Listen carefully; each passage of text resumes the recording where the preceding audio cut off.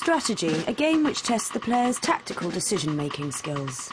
Popular strategy games include cerebral titles like Civilization, in which you conquer the planet either militarily or culturally, and more action-oriented fare like the microscopic killing fields of Command and Conquer. Strategy games are brilliant if you love plans and planning. If you're basically a little armchair Hitler, I don't like them.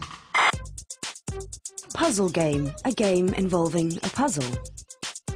The inherently satisfying slot-em-up Tetris is the best-known puzzler, but there's also an intriguing new breed that experiments with other gaming forms to mind-expanding effect. Games like the challenging Portal, in which you have to play with physics and spatial awareness, or even platform puzzles courtesy of the insanely clever time-meddling indie game Braid. RPG or role-playing game, an interactive narrative with the emphasis on exploration in which the player's character develops over the course of time. Role-playing games like Final Fantasy are massive time sponges, basically, in which you spend hours building up characters and going on epic quests. MMORPG, massively multiplayer online role-playing game, a virtual environment in which large numbers of players may interact with each other. This is your World of Warcraft online fantasy world type thing, which soaks up hours of your time as you run around pretending you're an archmage or a bloody lion monster or some such shit. I've never really understood the appeal of these MMORPGs myself, but then I hate people enough in the real world, let alone bothering to enter a second made-up universe to learn to despise them all over again. Adventure game, an interactive narrative in which the player assumes the role of the protagonist. Early adventures may not have been much to look at, but they were incredibly entertaining. The Infocom Hitchhiker's Guide to the Galaxy, written by Douglas Adams, is still possibly the funniest game ever made, honestly. The point-and-click adventure, such as the excellent Monkey Island here, is another great lost gaming genre. Traditional computer adventure games, which are basically a series of puzzles linked by a plot, have fallen out of favour in recent years, which is a terrible pity, if you ask me.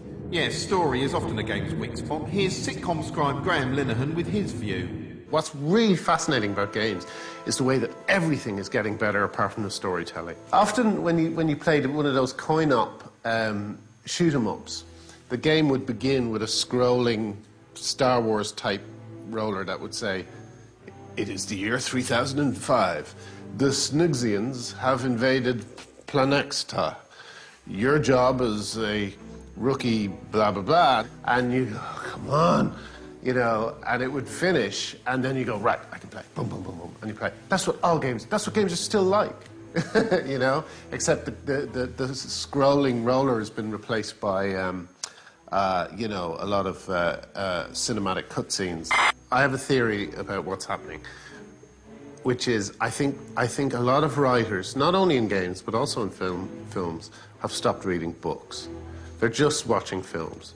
Vice City, to me, is a really good example of a game written by someone whose only experience of what they're writing about is through film. Oh, shit! The only thing that will give a game world and a story a bit of texture and depth and a bit of bite, a bit of traction, is research. And by research, I don't mean watching Scarface 20 times in a row. In the original Driver game, which I really loved, it had this wonderful thing that Grand Theft Auto just didn't bother having. But it was whenever you saw a pedestrian and you were heading towards them, no matter how fast you were driving, the pedestrian jumped out of the way. And so you not only had this kind of realistic and, you know, non-psychopathic gameplay, but you also had something that really reminded you of things like The French Connection and great kind of cop movies of the 70s. That feeling of people jumping out of the way suddenly made you feel like you were actually in a good film. Whereas Grand Theft Auto makes you feel like you're in a game. I met Gabe, who wrote Left 4 Dead, and he told me that before he wrote Left 4 Dead, you know, he read up on the Spanish influenza. And you can really, really see that in the game. You know, there's nothing about the Spanish influenza in the game, but the feeling of a society that's broken down and the feeling of there being a world beyond the world that we're seeing is really strong. The great thing about Modern Warfare is your relationship with this guy with really cool, the coolest moustache you've ever seen. You know, I mean that in a totally platonic way. But, you know, you care about this moustache.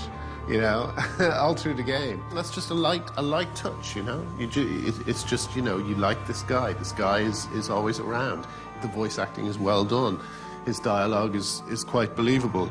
It's just the tiniest of things to make you care about a character. And then when he dies at the end, it's really powerful. Call of Juarez is a really good example of a game where you just have no sympathy for the characters. My favourite bit in the game is, and I laughed out loud when it happened, was one of the characters comes into a room and there's a woman, like a farmer. She's wearing one of those bonnets, you know, which you've seen in a million westerns, so you know the type she is. She's one of these women who's going to be like, oh, dear goodness, you know.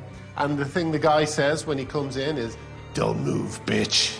Don't you move, bitch. Like, what? Why are you talking like that to her? I don't want to play you. You're an idiot. The main reason games have never achieved mass public acceptance is that the general public continues to believe that most games are aimed at adolescent toss rags, so it doesn't help that some games most definitely are. The most startling recent example being this astonishing cultural artefact, 50 Cent Blood on the Sand, in which the knuckle-headed rapper 50 Cent, or Fiddy as idiots call him, is the hero. It opens with Mr. 50 entertaining the natives of an unnamed Middle Eastern country with a glittering concert where him and his muscly buddies played some records and said some rude words. But oh dear, it turns out the promoter hasn't got the money he owes 50 for the gigs, and a subtle battle of wits soon ensues. I don't have the money. It was stolen. What? By who? Men working for a gangster named Saeed Kamal. Waste this fucker. Fortunately, the promoter does have a Damien Hirst-inspired bling-encrusted skull, which he gives 50 by way of payment. Damn, look at that ice, man. The skull is priceless. You lucky motherfucker. Okay, let's roll. You know, surprisingly, this was scripted by Alan Bennett. Before long, 50 and his friends do indeed roll, but soon they run into a terrifying ambush, during which 50's skull is stolen by a hot Arabic Lara Croft type. And thus the stage is set, and we, the viewer, become the participant as we take on the role of Mr. 50 Cent. Where'd she go? That bitch took my skull. Yeah, where'd she go, that bitch that took my skull? That's the entire storyline. That bitch took my skull. Let's find her. Oh shit, ambush! Bring it on, motherfuckers! Anyway, it turns out 50 won't be able to find who took the skull without shooting 50 million people in the face. The game itself has a third-person viewpoint, which means you're constantly trailing just behind 50 Cent, which means you'd be constantly breathing in his farts. If you squeeze the left trigger, the camera zooms in closer so you can shoot people more accurately. Of course, in real life, the only time you'd find yourself staring at the back of 50 Cent's head this long is if you were sodomising him in a prison cell, which he'd enjoy. Yeah, that's right, Fiddy. You'd enjoy it. What are you going to do? Come and get me, you pussy. Just to liven things up, each time you shoot someone, a little kill timer appears at the top of the screen. It starts counting down, so if you kill someone else before it runs out, you get some bonus points. It's a stark comment on the disposable nature of human life in our commodity-obsessed culture. Refreshing stuff, maybe, yes, but politically this game is rather more naive than Noam Chomsky, Blood on the Sand, which came out last year in my imagination. Along the way, there are plenty of atrocious cutscenes detailing a story that's impossible to care about, during which 50 Cent scowls a lot and generally behaves like a prick. Where's your boss, bitch? Oh, what a massive arsehole. The game's so desperate to appear grown up, it ends up looking downright ridiculous, like an adolescent straining to grow a whispery little moustache and bragging about how many girls he's fingered. And 50's such an unsympathetic character, such an almighty dick, I don't actually want him to survive any of the firefights. In fact, I keep making him deliberately run into the scenery in the hope he'll snag his balls on the edge of a table or something. Go on, you